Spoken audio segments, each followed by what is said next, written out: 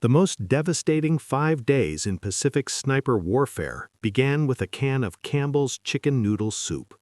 Not a secret weapon, not advanced technology smuggled from some research laboratory. Just an empty tin can, dented and rusted, with both ends removed and a small hole punched in the side.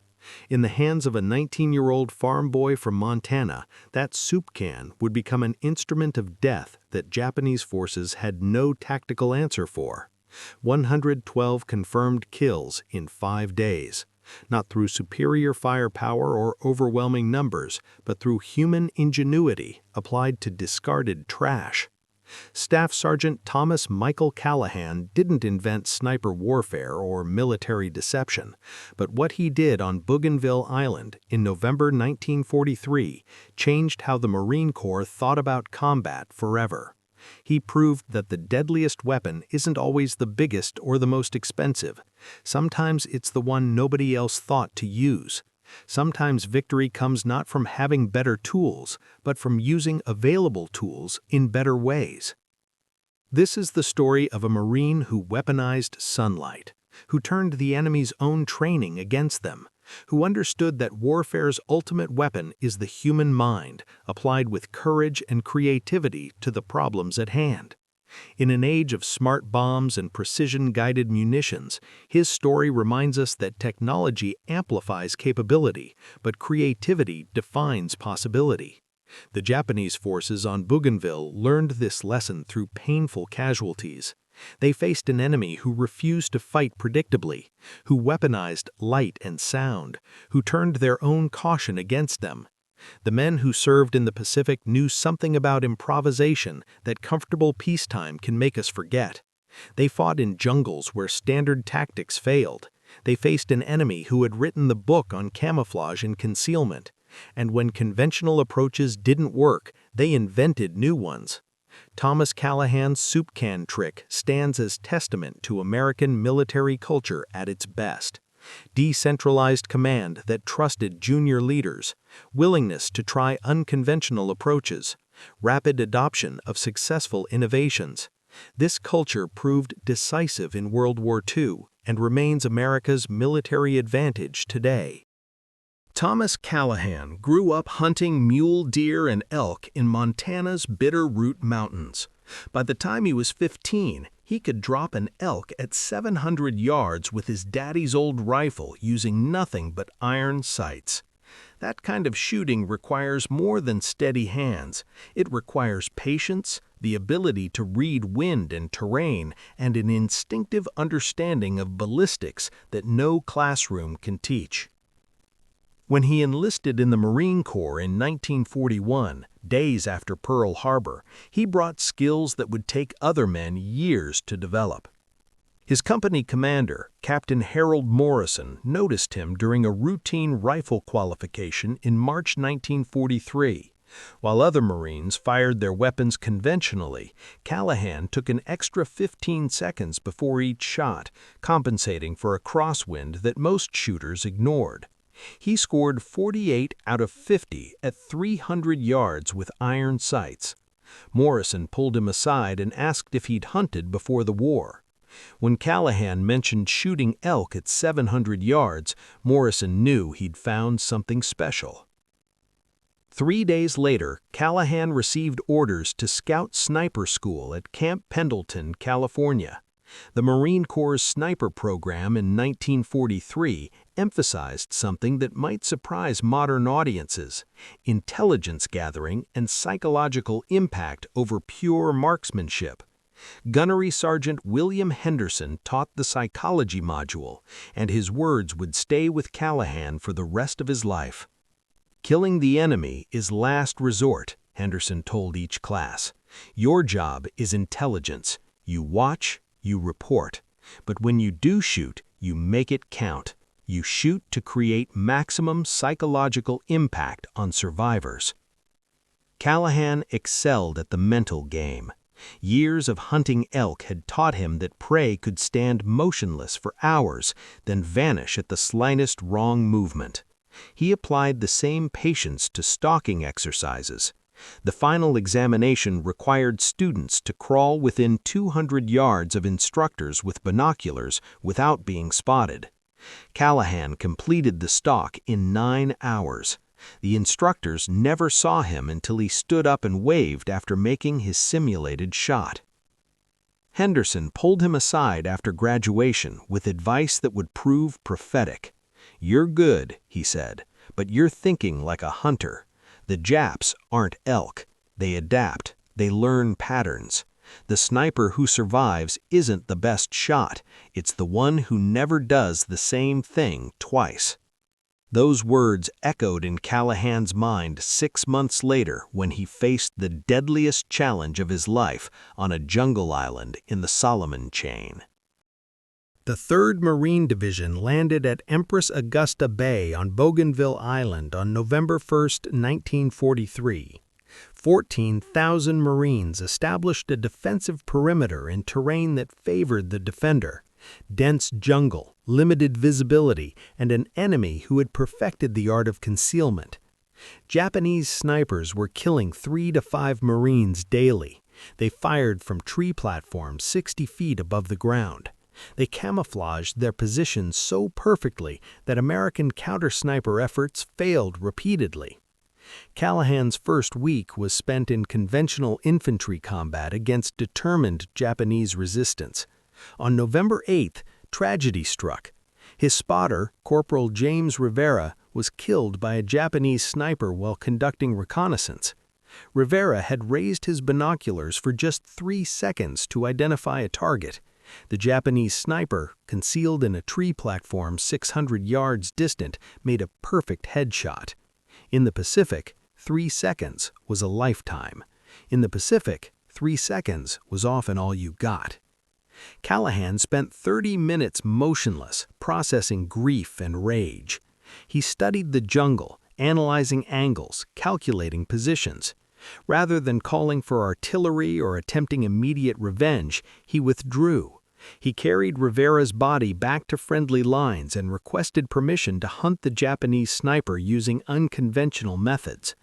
Captain Morrison, desperate to reduce casualties, agreed without asking what unconventional methods meant. That night, Callahan sat in his foxhole studying the problem. The Japanese sniper had perfect concealment. Callahan couldn't spot him with binoculars because looking through binoculars meant exposing himself to the same fate as Rivera. Direct assault was suicide. Artillery would be wasted on jungle canopy. He needed to force the enemy sniper to reveal his position without exposing himself. He needed to make the Japanese do something predictable in an environment where nothing was predictable.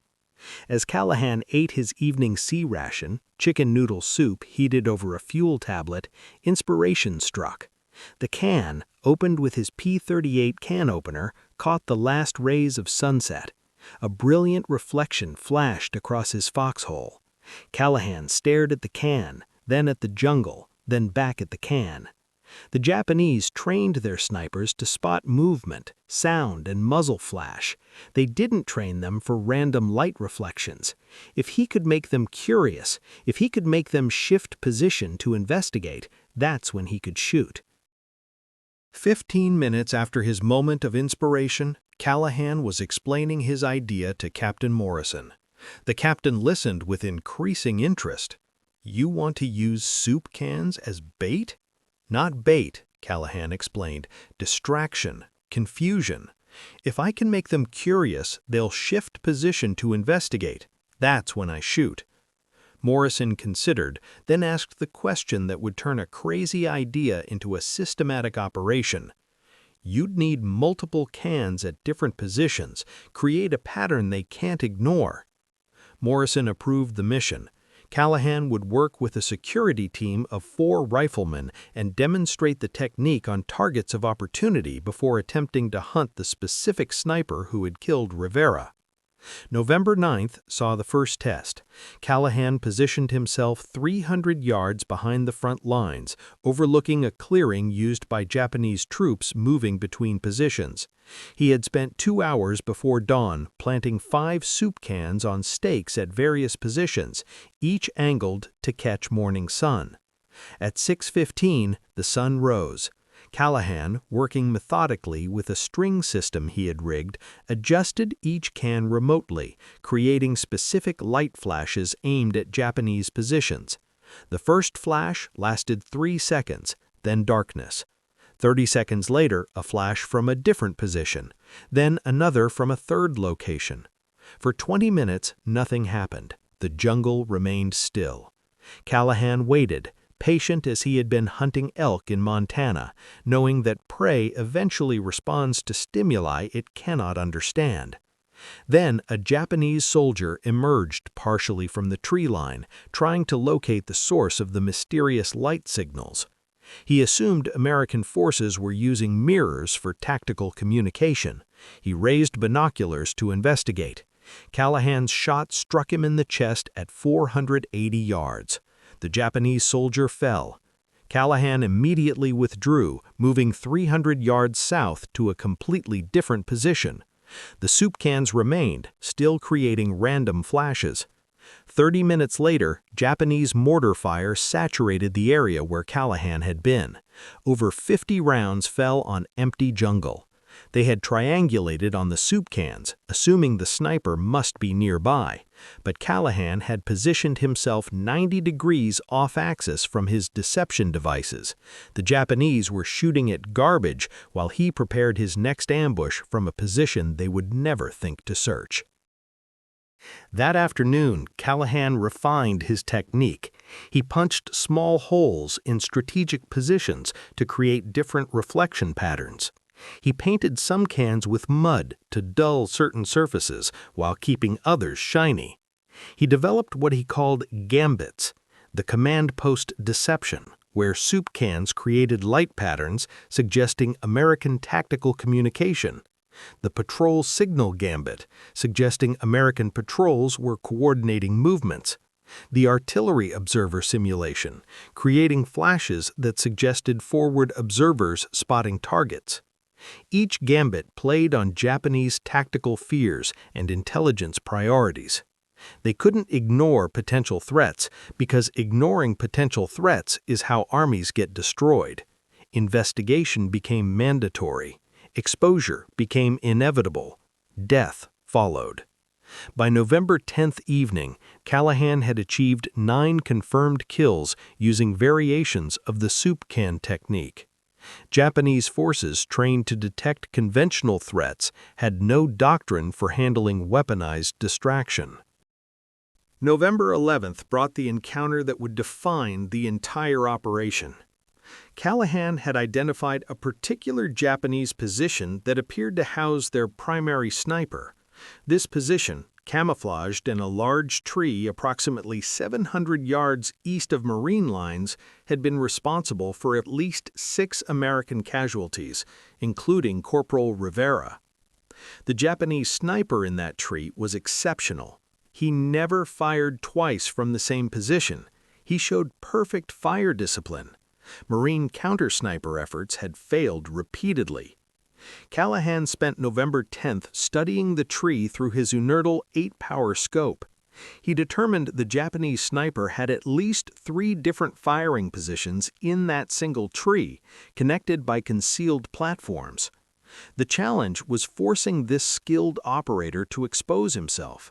Standard soup can techniques wouldn't work. This sniper was too experienced to investigate random light flashes. He would recognize deception. Callahan needed something more compelling. The solution came from understanding Japanese tactical priorities. Their snipers were also intelligence gatherers. They documented American positions, troop movements, equipment. What would force such a sniper to break concealment? Intelligence gold. Something so valuable he couldn't afford to ignore it. Callahan developed what he called the command post gambit. He positioned soup cans to create light patterns that mimicked American signal communication, but he added theater. He had his security team move conspicuously carrying radio equipment, map cases, and other items suggesting a forward command post. Then he positioned his soup cans to create light flashes that appeared to signal between this fake command post and frontline positions. From the Japanese sniper's perspective, this was intelligence gold. A forward American command post conducting visual signal communication suggested vulnerability, high-value targets. The sniper would have to investigate. Callahan positioned himself 500 yards north of the fake command post with clear line of sight to the suspected sniper tree. At 9:30 in the morning, he began his light show. His security team performed their roles perfectly, moving with purpose, appearing to coordinate defensive positions. For 90 minutes, nothing happened. The tree remained still. The jungle offered no sign that anyone was watching. Then, at 11:15, Callahan detected movement in the target tree. A branch shifted slightly in a way inconsistent with wind. Years of hunting elk had taught him to recognize these micro-movements, the tiny disturbances that prey makes when it thinks it's hidden. Through his 8-power scope, Callahan scanned the tree systematically. At 11:23, he found it. A small opening in the foliage, approximately 15 inches wide, positioned for perfect view of the fake command post. As Callahan watched, the opening slightly darkened. Someone had moved into position behind it. He made microscopic adjustments to his aim. He controlled his breathing, slowing his heart rate, the way he had done 1,000 times hunting in Montana. The range was 712 yards. Wind was approximately 8 miles per hour from the southeast. He would need to hold 2 feet right and aim 30 inches high to compensate for bullet drop. At 11:27, the Japanese sniper's barrel emerged through the foliage. Just 6 inches of steel, but enough to confirm the exact firing position. Callahan waited. The barrel steadied. The Japanese sniper was preparing to shoot at the fake command post. He was lining up a shot on Americans who weren't really there, drawn out of concealment by soup cans and theater. Callahan fired. The .30-06 round arced through humid jungle air, 712 yards, approximately 2 seconds of flight time. The bullet struck exactly where Callahan had aimed, passing through the foliage opening and hitting the Japanese sniper in the head. Through his scope, Callahan saw the rifle barrel drop. Then a body fell through the tree branches, crashing through multiple platforms before hitting the ground. The man who had killed Corporal Rivera and 5 other Marines was dead, killed by soup cans, sunlight, and superior thinking. The final numbers seem almost impossible. November 10th, 9 confirmed kills. November 11th, 23 confirmed kills, including the master sniper. November 12th, 16 confirmed kills, as Japanese forces, desperate to understand American intentions, sent out reconnaissance patrols that became targets. November 13th, 27 confirmed kills, Callahan's highest single-day total. November 14th, 31 confirmed kills. November 15th, 6 more kills using sound-based deceptions when clouds blocked the sun. 112 confirmed enemy casualties in 5 days. The intelligence assessment filed on November 16th documented the operation's effectiveness. 57 of the kills were verified as sniper, observer, or communication personnel. 19 were confirmed as officers or senior enlisted. An estimated 300 enemy man-hours were wasted investigating false signatures. Enemy intelligence gathering capability was degraded by an estimated 60 to 70% in that sector. The psychological impact exceeded the casualty count. A captured Japanese diary from this period revealed the effect on enemy morale. The Americans employed demon magic. Light appears from nowhere, drawing our men into death. Officers forbid investigation, but intelligence demands reconnaissance. 3 men in my squad dead investigating light signals. I no longer trust my eyes. When soldiers cannot trust their own observations, when every anomaly might be lethal deception, combat effectiveness collapses. Major Tetsushi Yamamoto, the Japanese battalion commander facing Callahan's sector, wrote in his war diary, "The American demon sniper has destroyed my battalion's effectiveness. 23 men killed investigating inexplicable phenomena. Officers afraid to expose themselves. Soldiers refuse reconnaissance missions. Morale collapsed. Cannot maintain defensive posture under these conditions."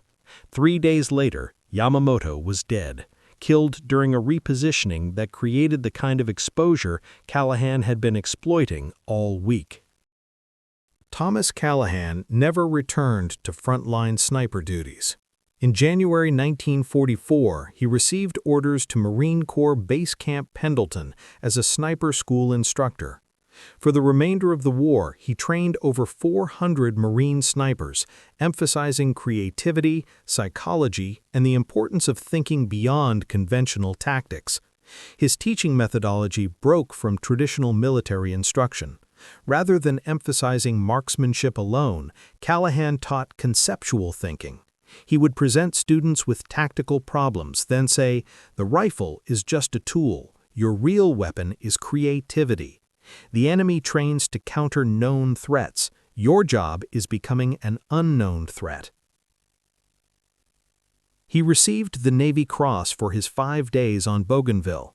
The citation read in part, "For extraordinary heroism and distinguished service while serving as a scout sniper, Gunnery Sergeant Callahan employed exceptional tactical innovation to neutralize enemy positions with devastating effectiveness."